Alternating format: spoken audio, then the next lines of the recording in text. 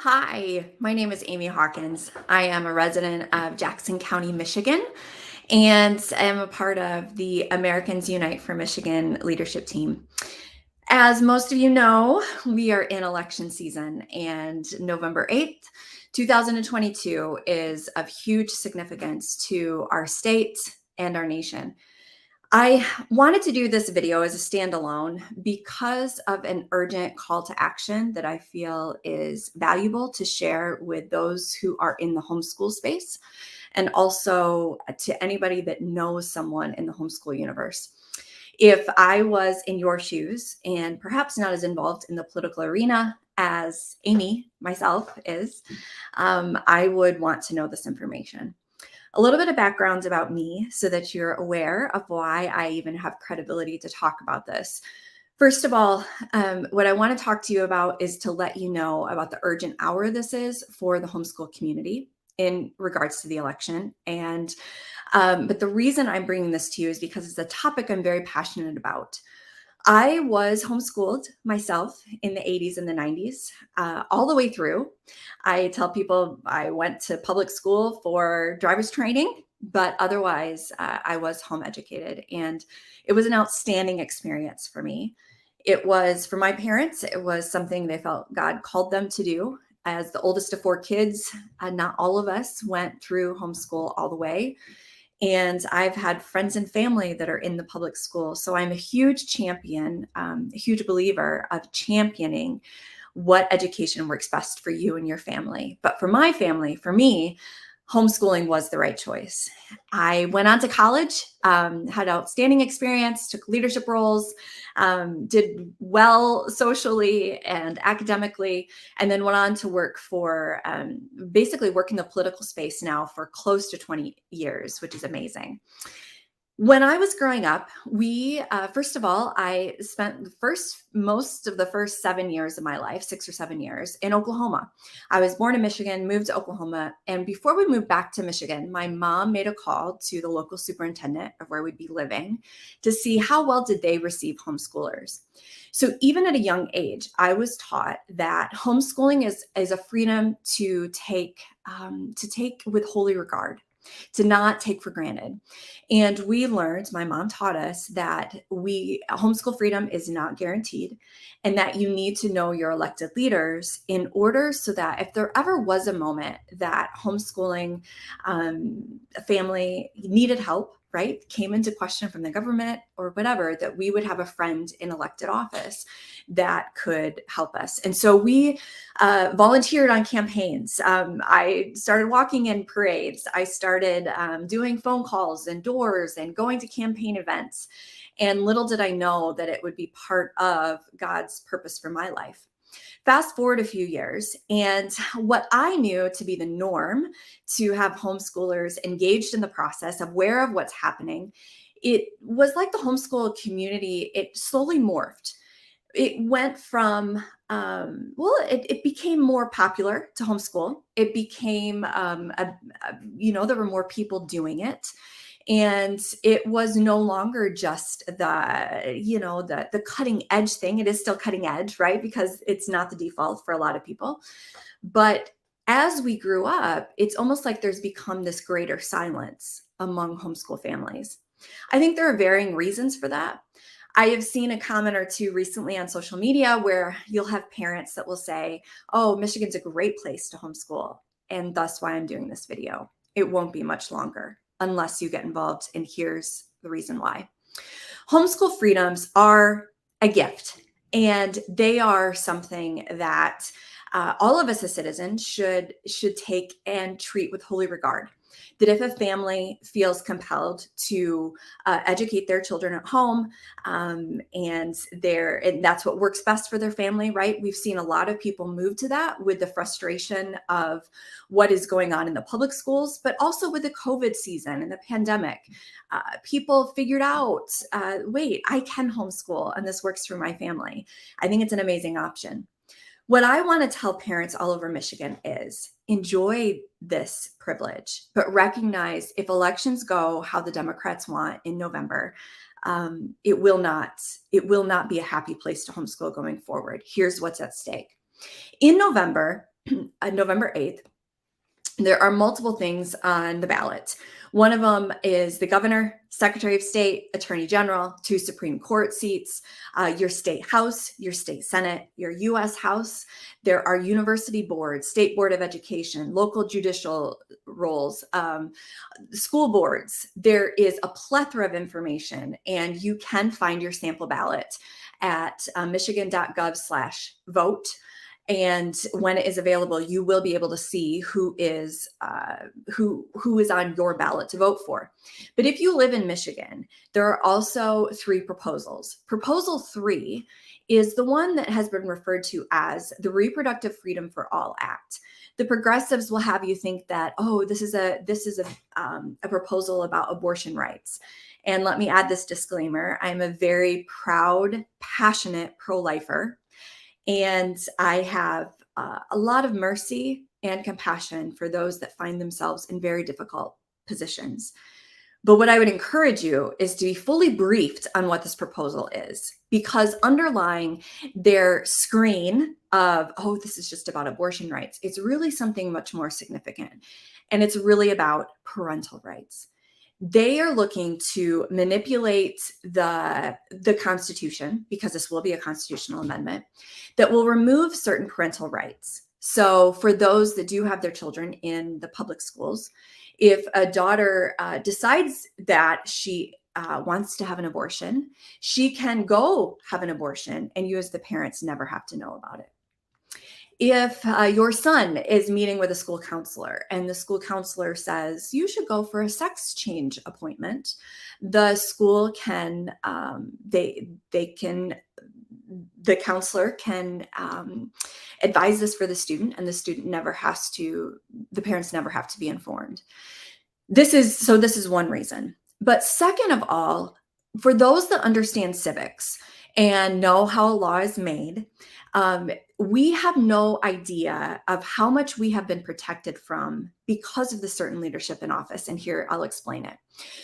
In order to make a law, you have to have a state house or a state senator introduce a piece of legislation. And then that state house, so let's say it's introduced in the state house, it has to go through committee, and then it has to pass the floor. And then it also has to have a companion bill in the other chamber, so the Senate. And so the Senate and the House, they have to agree on a version of the bill. And when that bill version is agreed to, it then goes to the governor, who can sign it into law. The way that we have had right now, as we near the end of Governor Whitmer's first term, yes, we have had radical progressives in the governorship, the attorney general, and the secretary of state. But in order for a law to be created, it has to come from the House or the Senate normally. And the House or the Senate has been with a Republican majority. So if a governor, like Governor Whitmer, says, I think that we should outlaw home education, I'm not saying she has, I'm just using it as an example, she would need to have a House or Senate member introduce such a piece of legislation. That legislation would then have to make it through committee. When you have a House or a Senate run by Republicans, or in comparison, Democrats, whatever party is in control, that party controls the chamber and they control the committees. So if you have a Republican Senate majority, that no matter, even if you do have a senator that is excited to champion a governor's idea to make home education illegal, the senator can introduce a piece of legislation, but it will never make it out of committee, because you have Republicans in leadership, and thankfully here in Michigan, they are champions of educational excellence and educational freedom, such as homeschooling. In November, this is what's at stake. It is highly possible that Governor Whitmer does get reelected. It does not mean we don't work hard to make sure she doesn't make it, but it is highly possible that she does get reelected. It is also possible, for the first time in 40 years, that the Michigan Senate loses Republican majority. What does that mean? That means that should we lose Republican majority in the Senate or the state House, you no longer have that safeguard. So let's say we have Governor Whitmer again. and she says, I want to make homeschooling illegal.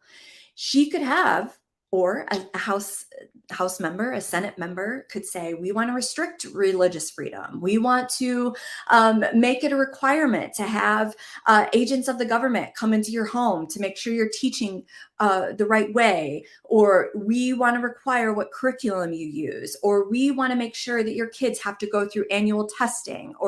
Right? So what has been so wonderful and convenient now, if the elections go how the progressives, anti-freedom champions want, it could become hell. And I mean that literally.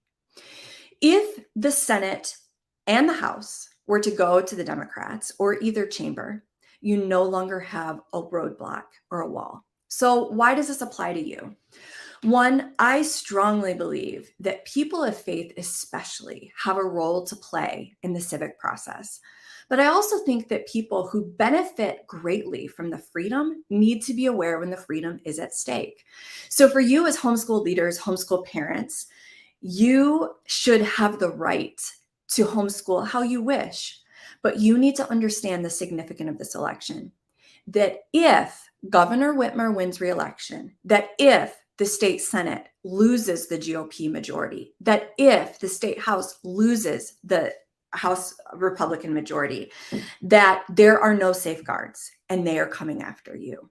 How do I know this? Have I been told? No. I've been in politics for about 20 years and I see the trending. I see what is happening right now in our nation, where freedom after freedom after freedom is being compromised, is being threatened, and games are being played by progressives for their greater agenda. So how do we stop that? Well, first of all, there's a scripture in the Bible that says that my people perish for lack of knowledge.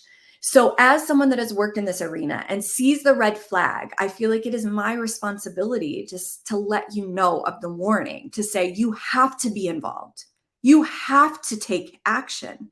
You have to use the next 49 days or 40 days or 2 days, whenever you're watching this video. You need to inform your fellow homeschool family members. You need to inform your homeschool leaders in your community. You need to make sure from shore to shore, from the UP down to the southern border of Michigan, that homeschool families are notified that your freedoms are on the line. Okay, Amy, so what do you want us to do? One, I want you to not walk in fear. I want you to walk in knowledge. I want you to be informed that yes, your vote does matter. Your family could go out and volunteer 5 hours between now and the election and make huge waves. That there are amazing men and women who love God, who love freedom, who champion what is good and right and true, that want to serve in the state house and the state Senate for you. I personally, I'm excited about a Tudor Dixon candidate. She did not ask me to do this video. I am doing this as a volunteer, in case anybody asks or wonders. I am doing this as a civic service to my fellow citizens, to say you need to be informed about what is at stake. So what can you do? One, grab hold of knowledge. Look up your sample ballot. Use different resources that we will post in Americans Unite for Michigan. Find out what candidates have been endorsed by what trustworthy groups. And then make sure every person that cares about homeschool freedom, that they understand what is at stake.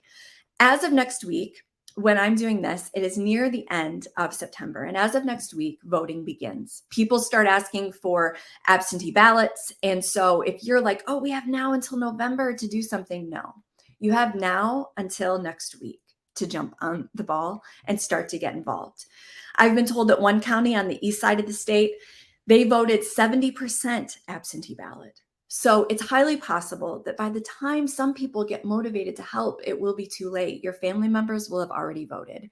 So whatever point in your journey you're watching this, if it's not November 8th yet, please do what you can to be informed, to let this be your first year to get involved in the political arena. Let this be a homeschool experience for your family. Teach your children about the honor of voting, the sacrifice that has been paid by so many.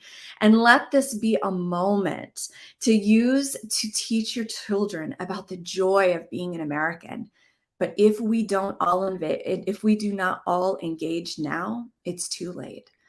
In November 8th, is Election Day. So please make sure you vote. Make sure you're reminding your churches to vote, your homeschool families to vote. If I can be of help, let me know. My name is Amy Hawkins. I'm a 1999 proud graduate from Homeschool, and I hope that Michigan remains the best place to homeschool in the United States. But we have to get more families informed about what's at stake and involved. Your freedom demands it. So make sure your people are informed. Remind them to vote on November 8th and make sure they are getting involved to make sure that good men and women are getting elected in the Senate, in the House, in the Supreme Court, in the governor, and making sure to vote no on Proposal 3. Parental rights matter. Your rights matter. The next generation rights matter. Please do something now before it's too late. Thank you for your sacrifice and your service. It is an amazing calling, and I hope that it continues for generations to come.